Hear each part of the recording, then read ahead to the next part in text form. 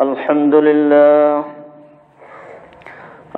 لله نحمده ونستعينه ونستغفره ونؤمن به ونتوكل عليه ونعوذ بالله من شرور أنفسنا ومن سيئات أعمالنا من يهده الله فلا مضل له ومن يضلله فلا هادي له وأشهد أن لا إله إلا الله وحده لا شريك له وأشهد أن محمدا عبده ورسوله أما بعد فإن خير الحديث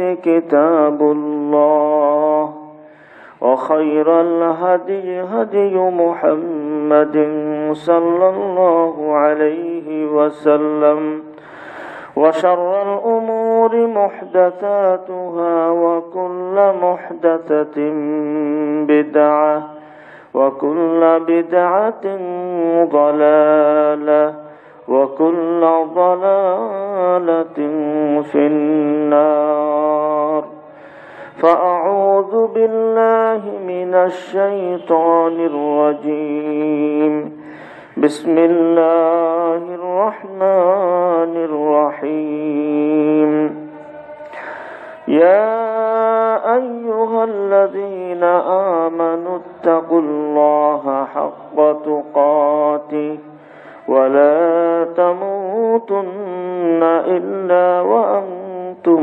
مسلمون يا أيها الناس اتقوا ربكم الذي خلقكم من نفس واحدة وخلق منها زوجها وبث منهما رجالا كثيرا ونساء واتقوا الله الذي تساءلون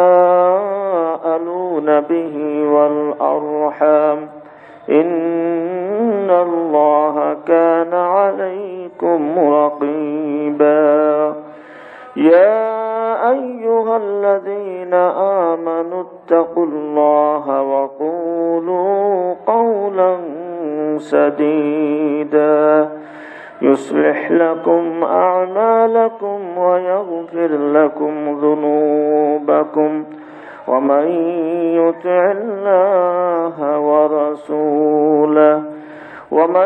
يطع الله ورسوله فقد فاز فوزا عظيما وقال تعالى يا أيها الذين آمنوا لا تبطلوا صدقاتكم بالمن والأذى إلى آخر الآية وقال النبي صلى الله عليه وسلم إن الله لا ينظر إلى وقال النبي صلى الله عليه وسلم ثلاثة لا يكلمهم الله يوم القيامة ولا ينظر إليهم ولا يزكيهم ولهم عذاب أليم المنان والمسبل والمنفق سلعته بالحلف الكاذب رواه مسلم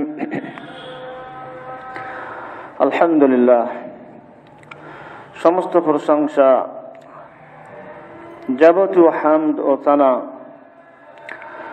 প্রশংসা বলতে যাহা কিছু আছে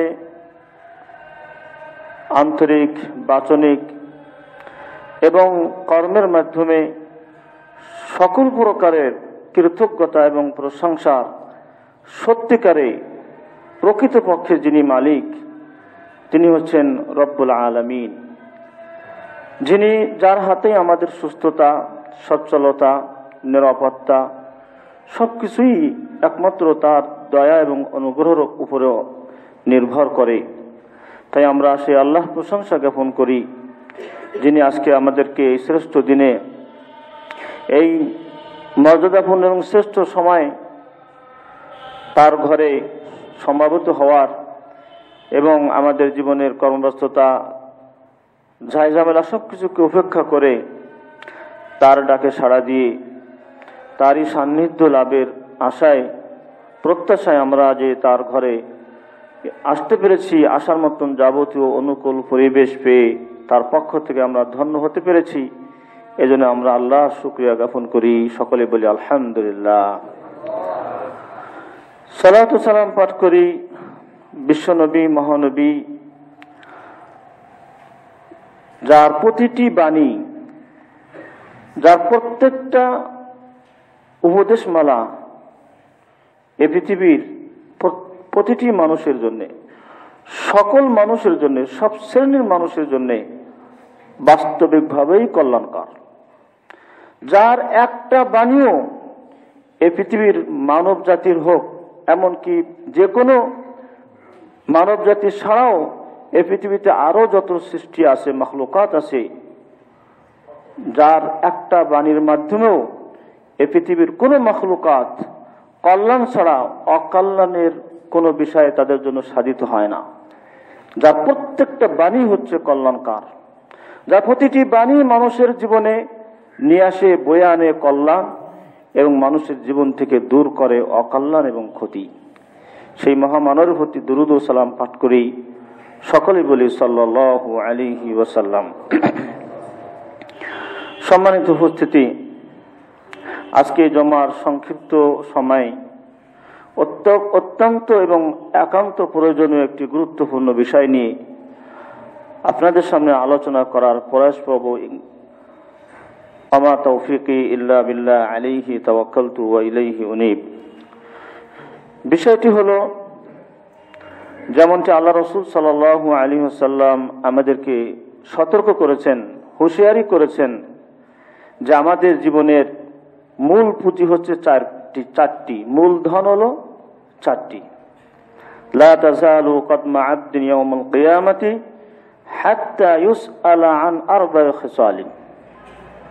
কিয়ামতের দিন আদম সন্তান আল্লাহ রাব্বুল আলামিনের বিচারের কাঠগড়া থেকে সামান্যতম একটু অগ্রসর হতে পারবে না যতক্ষণ চারটা মূলধনের যথার্থ হিসাব না দিতে পারবে, যতক্ষণ চারটা মূল পুঁজির সত্যিকারে এবং যথাযথ হিসাব না দিয়ে একটু সামনে অগ্রসর বা পরিত্রাণ পাওয়ার কোন সুযোগ আদম সন্তানের জন্য থাকবে না। প্রথম মূলধন হচ্ছে আন হায়াতিহি ফিমা আফনাহু, তার পুরো জীবনটা সে কোন পথে ব্যয় করেছে। কারণ এই জীবনের মালিক আমরা নই।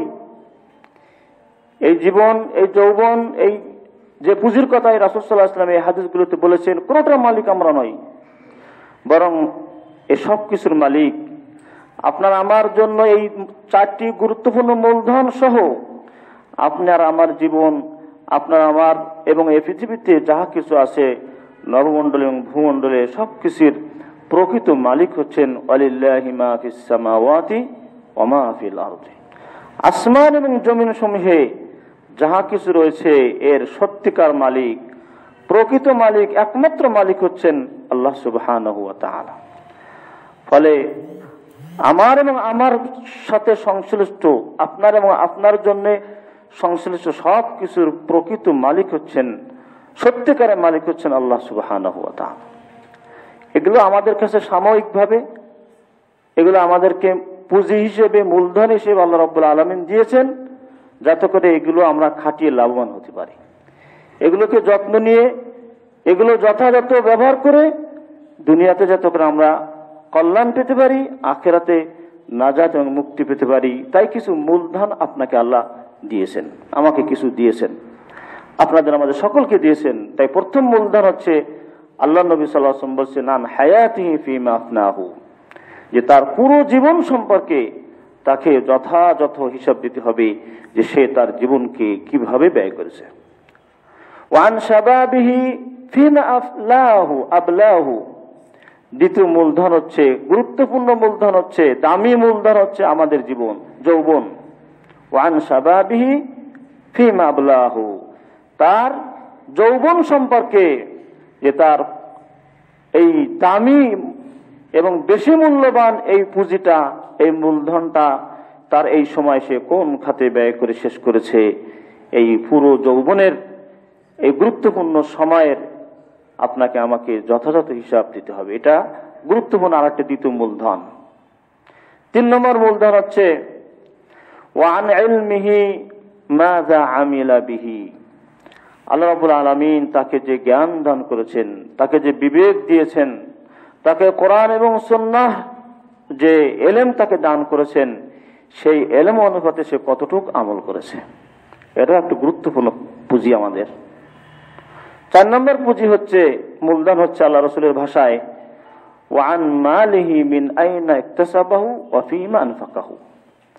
যে তার চতুর্থ মূলধন হলো তার সম্পদ, তার ধনভাণ্ডার।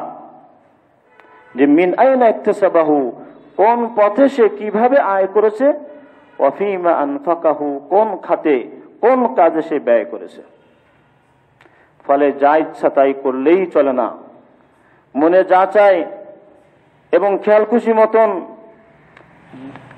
নিজের সম্পদ হোক অথবা রাষ্ট্রীয় সম্পদ হোক, ইচ্ছা মতন খেয়াল খুশি মতন ব্যয় করেই দুনিয়াতে পরিত্রাণ পাওয়া গেলেও আসল হিসাবের সময়, আসল নিকাশের সময় কিন্তু আপনারা কেউ কিন্তু রেহাই পাবো না, যদি রেহাই পাওয়ার মতন জায়গাতে এবং ক্ষেত্রে এবং সেটাকে হিসাব করে যদি আমরা আয় এবং ব্যয় না করি। তো আজকে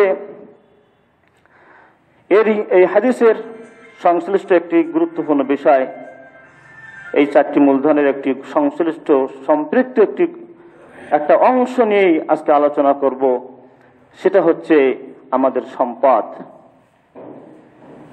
আমাদের সময়, আমাদের জীবন। আমরা তো ব্যয় করে চলছি, খরচ করে চলছি, কিন্তু এই খরচটা, এই পুঁজি ব্যবহার করে আমাদের জীবন, যৌবন, বিদ্যা এবং মাল, এই 4টি মূলধনকে ব্যবহার করে আমরা যে লাভবান হচ্ছি, যে প্রফিট আমাদের আসছে, সেটাকে সংরক্ষণ করা, এটা হলো আজকে আমার আলোচনার মূল বিষয়। যে এই 4টি পুঁজি মূলধন যে আল্লাহ আমাকে দিয়েছেন, এই 4টা ব্যবহার করে আমরা যে লাভবান হচ্ছি, যে প্রফিট আমরা সংগ্রহ করতেছি, সেটাকে ধারণ করা, সংরক্ষণ করা, হেফাজত করা। এমন কাজ যেন আমরা না করি, এমন কিছুতে আমরা পতিত লিপ্ত না হই, যা আমাদের এই মূলধন ব্যবহার করে যা কিছু লাভ হচ্ছে, যা কিছু অর্জন হচ্ছে, সেটা যেন আবার আমাদের আমলনামা থেকে হারিয়ে না যায়, সে যেন দূরীভূত না হয়ে যায়, সে যেন বিলুপ্ত না হয়ে যায়। কেননা এটা তো আমাদের এইগুলো, এই যে প্রফিট, এই যে লাভ, এটা দিয়েই তো আমাদের আখিরাতের জীবনের নাজাত এবং মুক্তির কারণ হবে। তাই তো আল্লাহ রাব্বুল আলামিন এ সম্পর্কে বলছেন, ইয়া আইয়ুহাল্লাযীনা আমানু লা তুবতিলু সাদাকাতিকুম বিল মান্নি ওয়াল আযা কাল্লাযী ইউনফিকু মালাহু রিআআন নাস। হে ঈমানদার সম্প্রদায়, আল্লাহু আকবার। কোরআন কারীমে সবসময় আল্লাহ রাব্বুল আলামিন খালি ঈমানদারদেরকে ডাক দেন, সব জায়গাতেই বারবার শুধু ঈমানদারদেরকেই খেতাব করেন, সম্বোধন করেন। কারণ হলো, যে যাকে ভালোবাসে তার নামটা বারবার স্বাভাবিকভাবেই মুখে চলে আসে, উচ্চারণে চলে আসে, আলোচনায় স্বাভাবিকভাবেই কেমন যেন ফুটে ওঠে। যেহেতু আল্লাহ রাব্বুল আলামিনকে ভালোবাসেন মুমিনরা, আর তিনিও ভালোবাসেন মুমিনদেরকে, তাই তো আব্দুল্লাহ বিন আব্বাস এবং অন্য সাহাবীরা বলতেন যে যখনই আল্লাহ রাব্বুল আলামিন ইয়া আইয়ুহাল্লাযীনা আমানু বলে আহ্বান করে, তখন উযুনাক, যে তখন তুমি তোমার কানকে খাড়া করো।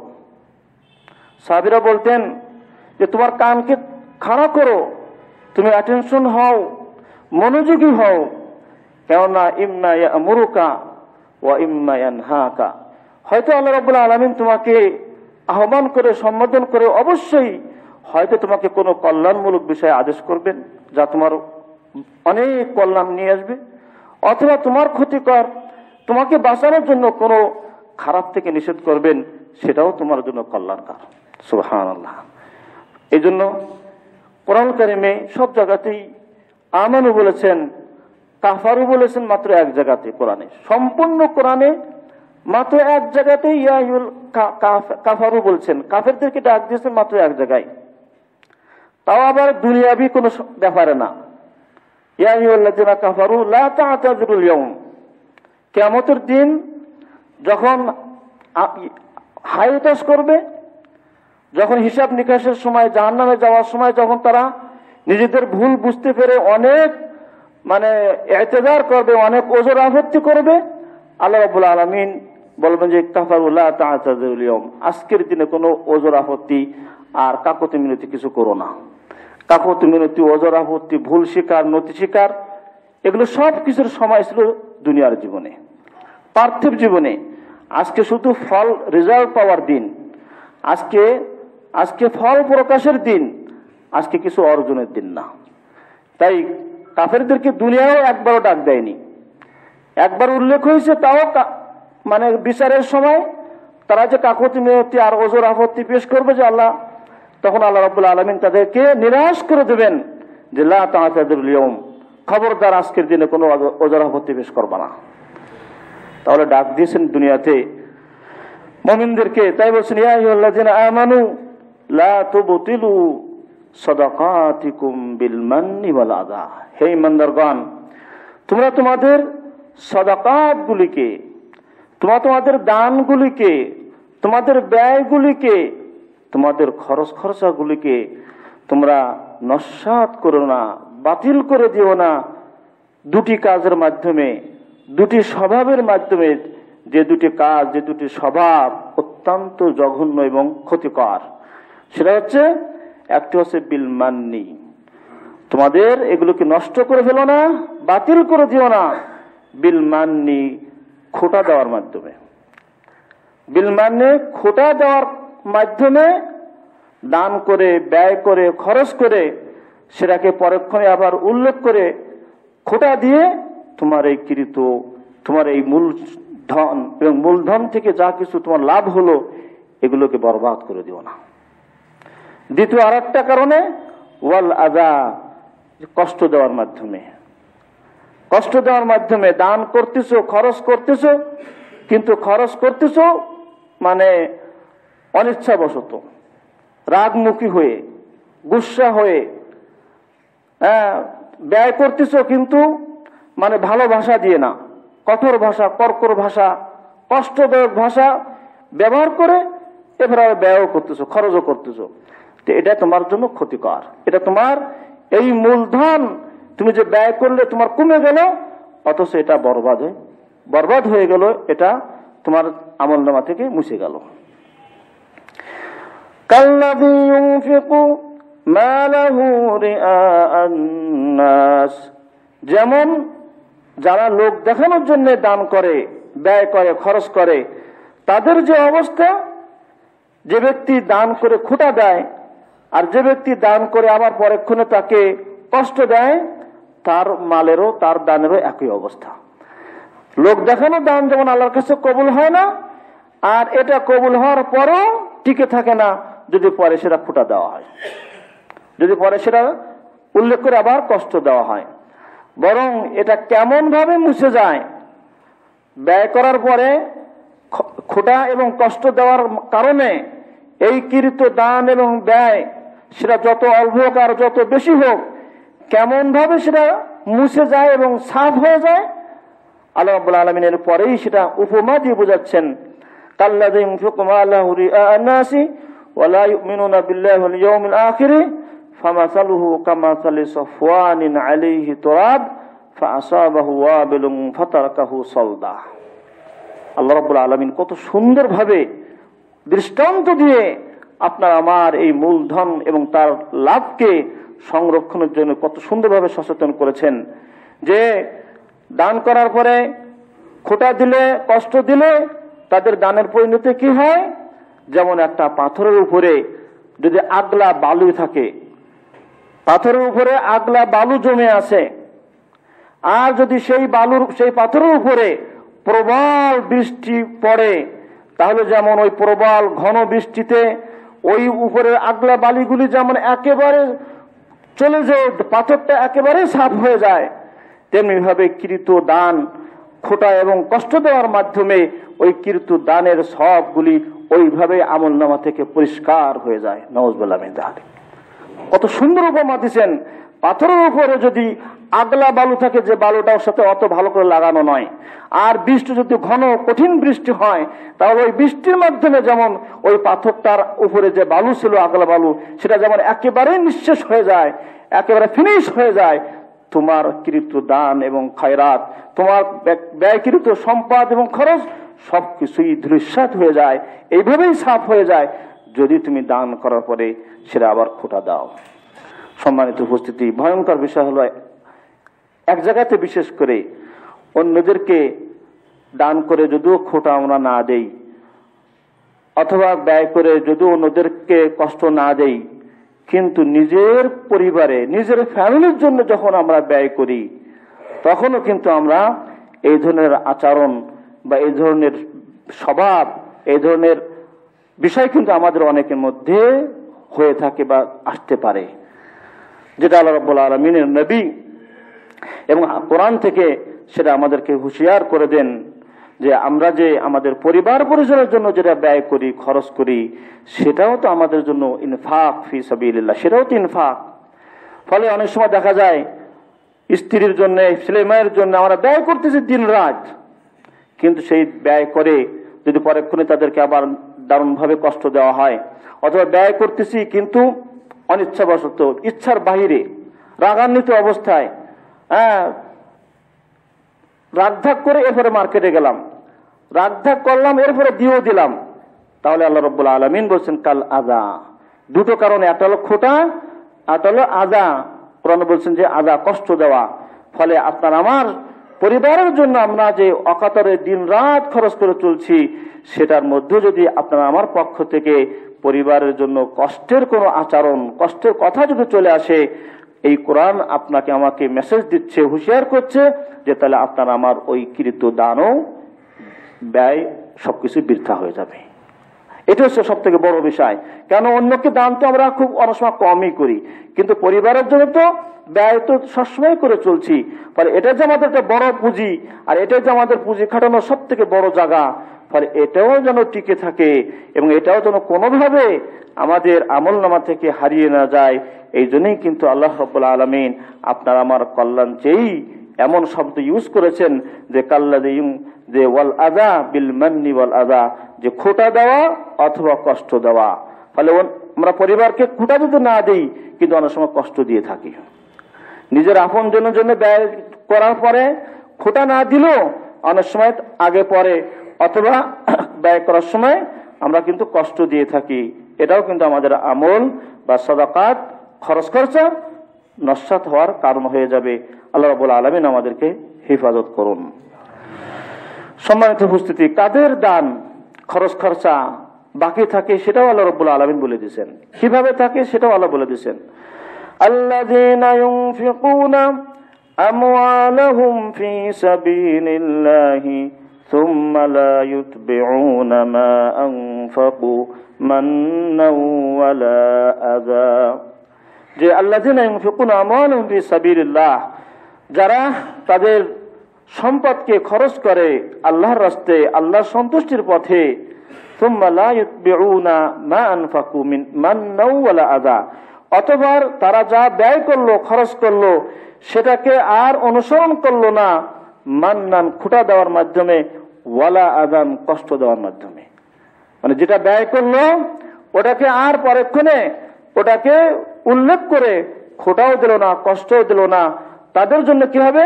লাহুম আজরুহুম ইনদা রাব্বিহিম, তাদের জন্য রয়েছে তাদের প্রতিপালকের কাছে উত্তম প্রতিদান।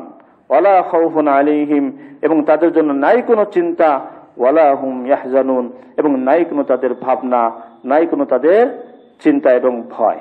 অর্থাৎ যে ব্যয় করলো সেটা কমে যাওয়ারও কোনো ভয় নেই, আর সামনে যে তারা কি করবে কি খাবে কি পাবে এ বিষয়েও চিন্তা করার দরকার নেই, বরং এর উত্তম প্রতিদান দুনিয়া তো আল্লাহরা বাড়িয়ে দিয়ে সম্পদ বাড়িয়ে দিবেন। ফলে ব্যয় করার পরে চিন্তা করার দরকার নেই যে তাহলে আগামী সপ্তাহে কি হবে, 2-4 মাস 6 মাস পরে কি অবস্থা হবে, আগামী বছর কি হবে, এটা নিয়ে তোমার চিন্তা করার দরকার নেই। আল্লাহ নিজেই অভয় বাণী শোনাচ্ছেন, যারা ব্যয় করে আল্লাহ রাস্তায় এইভাবে তাদের ভয়ও নাই এবং তাদের ভবিষ্যতের জন্য চিন্তাও থাকবে না ইনশাআল্লাহ।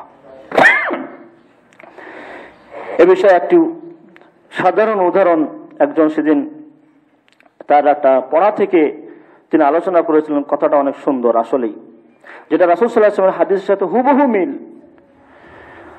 একজন ব্যক্তি দেখছেন মাঠে একটা বস্তা, মুখ খোলা অবস্থা একটা বস্তা পড়ে আছে, দূর থেকে দেখছেন যে একটা পাখি আসলো, ওই বস্তাটার উপরে বসলো, সে ওই বস্তার ভিতরে গম আছে, সে গম খেয়ে পেট ভরে খেয়ে ওখান থেকে উড়ে চলে গেল। আর একটা গরু আসলো, খেতে খেতে মাঠের মধ্যে যেহেতু এসে দেখছে গম পড়ে আছে, গরুটাও ওখান থেকে গম খেয়ে পেট ভরে তৃপ্তি সহকারে চলে গেল। এরপর একটা ছাগল আসলো, ছাগলটাও ফ্রি ঘুম পায়, সেও মন ভরে খেয়ে চলে গেল। এরপরে আসলে একজন মানুষ, আশরাফুল মাখলুকাত, একজন মানুষ আসলো, এসে দেখছে যে মাশাআল্লাহ মাঠে ময়দানে একেবারে খোলা জায়গাতে এক বস্তা গম পড়ে আছে। উনি তাড়াতাড়ি বস্তার মুখটা বেঁধে পিঠে নিয়ে মাথায় নিয়ে হাঁটা শুরু করে দিল। এই গল্প থেকে লেখক যেটা বোঝাচ্ছেন যে পাখি, গবাদি পশু তারাও আগামীকালকে চিন্তা করলো না যে আগামীকালকে কি খাবানি। পাখিটা আজকের খাওয়া খেয়ে চলে গেল, কালকের জন্য আল্লাহর প্রতি ভরসা করে সে উড়ে চলে গেল। গবাদি পশুগুলো আজকের পেট ভরে খেয়ে ফেলেছে, আলহামদুলিল্লাহ, চলে গেল তার আপন বাড়িতে। কিন্তু মানুষ চিন্তা করলো যে এটা আমার সামনে লাগবে না, কিন্তু পশু পাখিগুলো সামনে লাগার চিন্তা করলো না। তারা আজকের পেয়েছে আলহামদুলিল্লাহ বলে তারা ওটাতেই যথেষ্ট মনে করলো, আর আগামীকালকেটা আল্লাহর প্রতি রেখে দিল। ঠিক রাসূল সাল্লাল্লাহু আলাইহি ওয়াসাল্লাম একই কথা বলেছেন, লাউ আন্নাকুম তাতাওয়াক্কালুনা হাক্কা তাওয়াক্কুলিহি লা রুজিকতুম কামা তারযুকুত তায়রু। আল্লাহ নবী সাল্লাল্লাহু আলাইহি ওয়াসাল্লাম বলছেন যে সত্যিকারে তোমরা যদি আল্লাহর প্রতি যথার্থ তাওয়াক্কুল করতে, প্রকৃত নির্ভরশীল আল্লাহর প্রতি হতে, তাহলে আল্লাহ রাব্বুল আলামিন তোমাদেরকে ওইভাবে রিজিক দিতেন যেমনটি পাখিগুলিকে আল্লাহ রাব্বুল আলামিন রিজিক দিয়ে থাকেন। সুবহানাল্লাহ। তো লাহুম আজরুহুম, তাই বলছিলাম যে যারা দান করে ব্যয় করার পরে সেটাকে উল্লেখ করে যারা কষ্ট দেয় না, খোটা দেয় না, তাদের জন্যই রয়েছে আল্লাহর কাছে উত্তম প্রতিদান, এবং তাদের পিছনেরটারও জন্য ভয় নাই, সামনেরটার জন্য চিন্তা নাই। এরপর আল্লাহ রাব্বুল আলামিন বলছেন যে দান করার সময় মন ভরে আন্তরিকতার সাথে, ইখলাসের সাথে দান করাই হলো আমাদের জন্য একমাত্র পথ। আর সেটা না হলে আমাদের জন্য ক্ষতি হয়ে যায়। বরং যদি আমি দান না করতে পারি, যদি আমি সায়েলকে, আমার পরিবারকে, আমার ছেলের দাবি, আমার মেয়ের দাবি, স্ত্রীর দাবি পূরণের যদি আমার ওই মুহূর্তে আমার সেই ধরনের তাগত না থাকে, সঙ্গতি না থাকে, তাহলে তাদের প্রতি রাগঢাক না করে, তাদেরকে বাসনিকভাবে কষ্ট না দিয়ে, আপনি খরচ করতে না পারেন কিন্তু উত্তম কথা বলুন, আপনি তাদের সাথে ভালো মিষ্টি ভাষায় তাদের প্রশ্নের জবাবটা বা তাদের দাবির ব্যাপারে তাদেরকে শান্ত করুন। এ কথাই আল্লাহ রাব্বুল আলামিন কোরআনে বলছেন যে কাউলুম মা'রুফুন ওয়া মাগফিরাতুন খায়রুম মিন সাদাকাহ, যে কাউলুম মা'রুফ উত্তম কথা, ওয়া মাগফিরাতুন এবং মানুষ ক্ষমা করা, খায়রুম মিন সাদাকা এটা ওই দান থেকে উত্তম, খায়রুম মিন সাদাকা ওই দান থেকে উত্তম, ইতবাউহা আযা যে দান করার পরে, যে ব্যয় করার পরে কষ্ট দেওয়া হয়। সুবহানাল্লাহ। আল্লাহ কতভাবে আপনাকে আমাকে, আপনার আমার দিনকে, আপনার আমার মুআমালাতকে, আপনার আমার আচার আচরণকে আল্লাহ কত সুন্দরভাবে বুঝিয়ে দিচ্ছেন যে তুমি দান করার পরে, ব্যয় করার পরে তুমি সেগুলোকে দিয়ে কষ্ট দেওয়ার থেকে তোমার জন্য উত্তম হচ্ছে কাউলুম মা'রুফ, উত্তম কথা বলা এবং ক্ষমা করা, সেটাই তোমার জন্য উত্তম। আল্লাহু গানিয়ুন হালিম, আর আল্লাহ রাব্বুল আলামিন হচ্ছেন অমুখাপেক্ষী এবং সহনশীল। আল্লাহ রাব্বুল আলামিন লাস্টে এই কথা কেন বললেন, আল্লাহু গনিয়্যুন হালিম, যে তুমি ব্যয় করে কষ্ট না দিয়ে উত্তম কথা বলো, কেননা ব্যয় করার মাধ্যমে মূলত আপনার আমার লাভ, এখানে আল্লাহ রাব্বুল আলামিনের কোনো লাভ নেই। তাই এই কথা আল্লাহ বললেন যে আল্লাহু গনিয়্যুন হালিম, আল্লাহ রাব্বুল আলামিন অমুখাপেক্ষী, তিনি জ্ঞানী, তিনি ধনী, তোমার দানের মুখাপেক্ষী মহান আল্লাহ নন।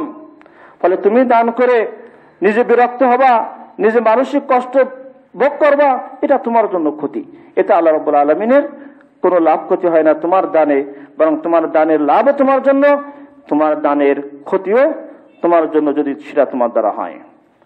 তেমনি ভাবে আল্লাহ রাব্বুল আলামিন আরো বলেছেন কোরআনে যে উত্তম খরচ হচ্ছে মানুষকে মাফ করা, উত্তম ব্যয় হচ্ছে, উত্তম দান হচ্ছে মানুষকে মাফ করে দেওয়া। ইয়াসআলুনাকা মাযা ইউনফিকুন কুলিল আফওয়া, রাসূল তোমাকে জিজ্ঞেস করে যে তারা কি দান করবে, তারা কি ব্যয় করবে, কি খরচ করবে। কুলিল আফওয়া, আল্লাহ রাসূল বলে দাও যে আফওয়া, মাফটাকে ব্যয় করো, ক্ষমাটাকে ব্যয় করো, অর্থাৎ মানুষকে ক্ষমা করে দাও, এটাও তোমার জন্য দানের মতোই সওয়াব হবে। সুবহানাল্লাহ। সম্মানিত উপস্থিতি, পরিবার পরিজনের জন্য যে ব্যয় করা, সেটাও যে সদকা, এবং এইটাকে যে আমাকে ধরে রাখতে হবে, এবং এটা যে বাস্তবিকভাবে আমাদের মূলধন এবং মূল পুঁজি, এবং আমাদের সেটা থেকে লাভজনক ব্যবসা, এ সম্পর্কে আল্লাহ নবী সাল্লাল্লাহু আলাইহি ওয়াসাল্লামের হাদিস শুনুন। আন্না নবী সাল্লাল্লাহু আলাইহি ওয়াসাল্লাম দাখালা সাদ ইয়াউদুহু বিমাক্কাতা, রাসূল সাল্লাল্লাহু আলাইহি ওয়াসাল্লাম মক্কাতে সাদ রাদিয়াল্লাহু আনহুর কাছে প্রবেশ করলেন। ইয়াউদুহু, তাকে দেখার জন্য, সে অসুস্থ, তার সেবা শুশ্রূষা করার জন্য এবং তার দেখাশোনার জন্য রাসূল সাল্লাল্লাহু আলাইহি ওয়াসাল্লাম তার সাহাবী সাদের কাছে প্রবেশ করলেন। তিনি তখন মক্কাতে। ফাবাকা, রাসূল সাল্লাল্লাহু আলাইহি ওয়াসাল্লাম যখন তার কাছে প্রবেশ করলেন, সাদ রাদিয়াল্লাহু আনহু কেঁদে দিলেন, কাঁদতে শুরু করলেন। ক্বালা মা ইউবকিক, আল্লাহ রাসূল তাকে জিজ্ঞেস করলেন কাঁদছো কেন, কিসে তোমাকে কাঁদালো? ফাকালা, সাদ বললেন ক্বাদ খাশিতু আন আমুতা বিল আরদিল্লাতি হাজারতু মিনহা, আল্লাহ রাসূল আমি ভয় পাচ্ছি যে আমার মৃত্যু এমন জমিনে হবে যে জমিন থেকে আমি হিজরত করে মদিনায় চলে গেছি। আল্লাহু আকবার।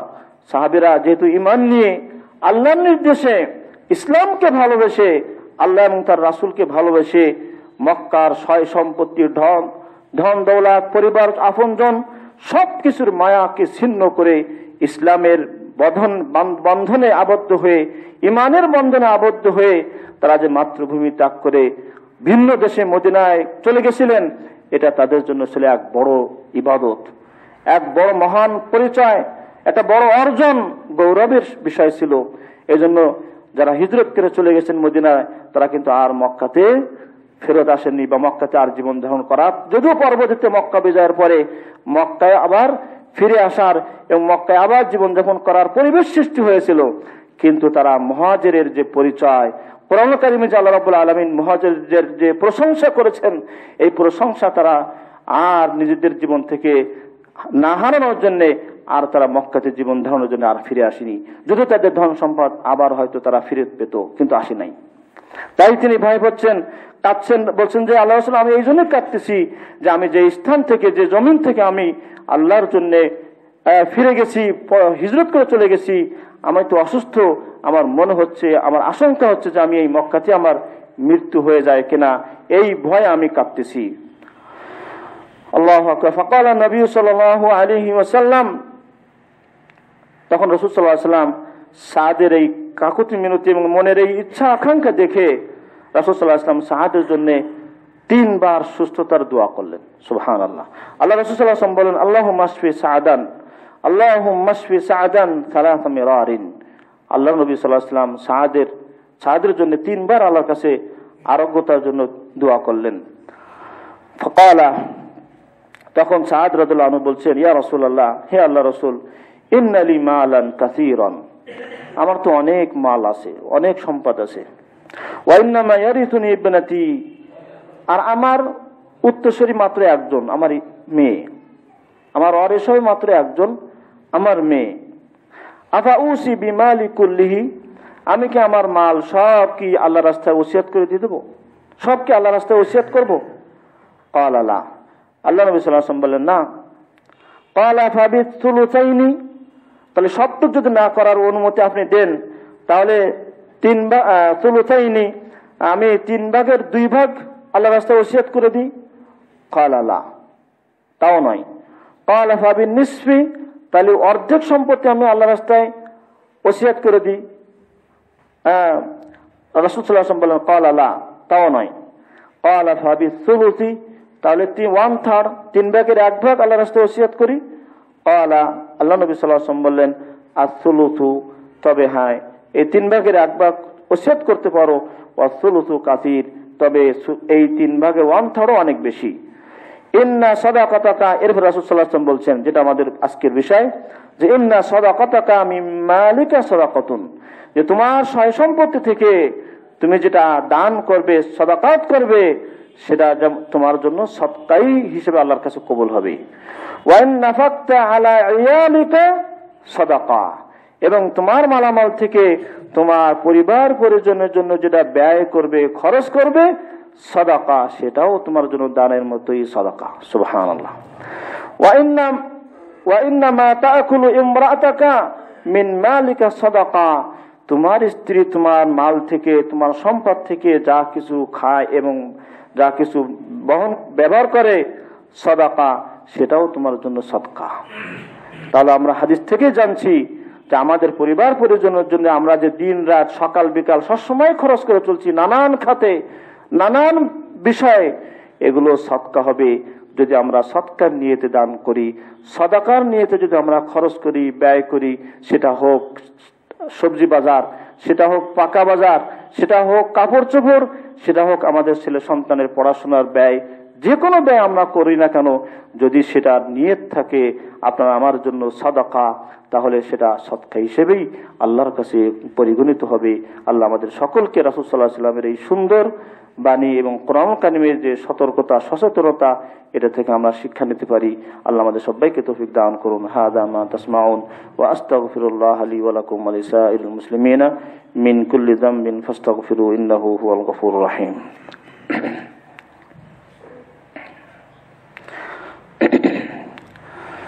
আলহামদুলিল্লাহি রাব্বিল আলামিন ওয়াল আকিবাতু লিল মুত্তাকিন والصلاة والسلام على خير الأنبياء والمرسلين نبينا محمد وعلى آله وصحبه أجمعين أما بعد। সম্মানিত উপস্থিতি, তিনি ভাই বোনেরা, বরং রাসূল সাল্লাল্লাহু আলাইহি ওয়াসাল্লামের এক সাহাবী তার দানের খরচের কয়েকটা খরচের খাত উল্লেখ করে রাসূল সাল্লাল্লাহু আলাইহি ওয়াসাল্লাম কাছে যখন তিনি উপস্থাপন করলেন, তখন রাসূল সাল্লাল্লাহু আলাইহি ওয়াসাল্লাম সব খরচের খাতের মধ্যে তিনি উত্তম খরচ হিসেবে আখ্যায়িত করলেন মা আনফাকতা আলা ইয়ালিকা মা আনফাকতা আলা ওয়ালিদাইকা, যে তোমার পরিবার পরিজনের জন্য, তোমার পিতা মাতার উপলক্ষে তুমি যেটা ব্যয় করলো, যেটা খরচ করলে, যতগুলি খাত তুমি উল্লেখ করলে, তার মধ্যে সব থেকে উত্তম ব্যয় হয়েছে তোমার পরিজন, তোমার স্ত্রীর জন্য, অথবা অন্য হাদিসে তোমার পিতামাতার জন্য যেটা ব্যয় করেছো, সেটা অন্য অন্য সকল খাত থেকে বেশি সওয়াবের খাত। সুবহানাল্লাহ। তাহলে এখান থেকে আরো স্পষ্ট হয় যে এগুলো আমাদের সবই সাদাকা বা ইনফাক ফি সাবিলিল্লাহর মধ্যেই গণ্য হবে। এজন্য শাইখ উসাইমিন রাহিমাহুল্লাহ, শাইখ উসাইমিন সালেহ উসাইমিন রাহিমাহুল্লাহ একটা মূলনীতি উল্লেখ করেছেন যে দানের আগে এবং পরে, দানের আগে এবং পরে, দানের আগে দুটা জিনিস থাকতে হবে আর ব্যয়ের পরে দুটা জিনিস না থাকতে হবে, তাহলে আপনার ব্যয় এবং খরচ আপনার উপকার আসবে। দানের ব্যয়ের আগে থাকবে, শাইখ সালেহ উসাইমিন বলছেন যে ব্যয়ের আগে থাকবে হচ্ছে ইখলাস ও মুতাবাআত রাসূল। ব্যয় করার আগে যে দুটো থাকতে হবে, সেই দুটোর একটা হচ্ছে ইখলাস, একমাত্র শুধুমাত্র আল্লাহর সন্তুষ্টির জন্য সওয়াবের আশায় আপনাকে সকল ব্যয় করতে হবে। দ্বিতীয় শর্ত হচ্ছে ওয়াল মুতাবা, রাসূল সাল্লাল্লাহু আলাইহি ওয়াসাল্লামের আদর্শ অনুপাতে তার রেখে যাওয়া জীবন ব্যবস্থা অনুপাতে, বিধান অনুপাতে আপনাকে ব্যয় করতে হবে, তাহলে এই ব্যয়টা আল্লাহর কাছে কবুল হবে। আর ব্যয়ের পরে যে দুটি জিনিস না থাকতে হবে, শেখ সালেহ মুহতামিম রাহিমাহুল্লাহ বলেন, সেই দুটি জিনিস হচ্ছে আল মান্নু ওয়াল আদা। ব্যয়ের পরে যেন খোটা দেওয়া না থাকে, ব্যয়ের পরে যেন এটাকে উপলক্ষ করে কোনোভাবে তোমার পক্ষ থেকে কষ্টদায়ক কিছু না থাকে, তাহলে তোমার দান টিকে থাকবে, এটার বিনিময়ে তুমি কাল কিয়ামতে পেয়ে ধন্য হবে। আল্লাহ আমাদের সবাইকে এই কথার উপরে আমল করা তৌফিক দান করুন, আমিন। ইন্নাল্লাহা ওয়া মালাইকাতাহু ইউসাল্লুনা আলান নবী ইয়া আইয়ুহাল্লাযীনা আমানু সাল্লু আলাইহি ওয়া সাল্লিমু তাসলিমা। আল্লাহুম্মা সাল্লি আলা মুহাম্মাদ ওয়া আলা আলি মুহাম্মাদ কামা সাল্লাইতা আলা ইব্রাহিম ওয়া আলা আলি ইব্রাহিম ইন্নাকা হামিদুম মাজিদ। আল্লাহুম্মা বারিক আলা মুহাম্মাদ ওয়া আলা আলি মুহাম্মাদ كما باركت على إبراهيم وعلى آل إبراهيم إنك حميد مجيد. ربنا ظلمنا أنفسنا وإن لم تغفر لنا وترحمنا لنكونن من الخاسرين. ربنا فاغفر لنا ذنوبنا وكفر عنا سيئاتنا وتوفنا مع الأبرار. ربنا وجعلنا مسلمين لك ومن ذريتنا أمة مسلمة لك وأرنا مناسكنا وتب علينا إنك أنت التواب الرحيم. ربنا اغفر لي ولوالدي وللمؤمنين يوم يقوم الحساب. رب ارحمهما كما ربياني صغيرا. رب ارحمهما كما ربياني صغيرا. اللهم اغفر المؤمنين والمؤمنات والمسلمين والمسلمات الأحياء منهم والأموات يا مجيب الدعوات. اللهم اشف مرضانا ومرضاة المسلمين جميعا. اللهم احفظ بلادنا واحفظ بلاد المسلمين جميعا. আমাদের এই মসজিদের গত সপ্তাহেও জুমার সালাত পড়ে গেছেন আমাদের এক ভাই, তার নাম হচ্ছে শাহজাহান শেখ। রূপসা ঘাটের দিকে তার বাড়ি এবং তার ব্যবসা বাণিজ্য। তিনি অত্যন্ত অসুস্থ হয়ে খুবই লাজুক অবস্থায় রয়েছে। তার ছেলে আপনাদের সবার কাছে দোয়া চেয়েছে, আল্লাহ রাব্বুল আলামিন যেন তার পিতাকে পরিপূর্ণ সুস্থতা দান করেন। এবং আমাদের এই মসজিদের সাথে বা আমাদের দিনী ভাই যারা, দিনী বোনেরা যারা যেখানেই অসুস্থ আছেন, আল্লাহ রাব্বুল আলামিন সবাইকে তাদেরকে পরিপূর্ণ সুস্থতা, শিফায়ে কামেল আল্লাহ দান করুন। যারা যে সমস্যা এবং অভাব, যে দুরবস্থার মধ্যে রয়েছে, যাদের যে সমস্যা আছে, আল্লাহ রাব্বুল আলামিন সকলের সমস্যাকে তার নিজ হেফাজতে সবগুলি থেকে আল্লাহ রাব্বুল আলামিন হেফাজত দান করুন। ইবাদাল্লাহ রাহিমাকুমুল্লাহ, ইন্নাল্লাহা ইয়া'মুরু বিল আদলি ওয়াল ইহসান وإيتاء ذي القربى وينهى عن الفحشاء والمنكر والبغي يعظكم لعلكم تذكرون. واذكروا الله يذكركم وادعوه يستجب لكم ولذكر الله تعالى وأعلى وأولى وأعز وأجل وأتم وأهم أكبر.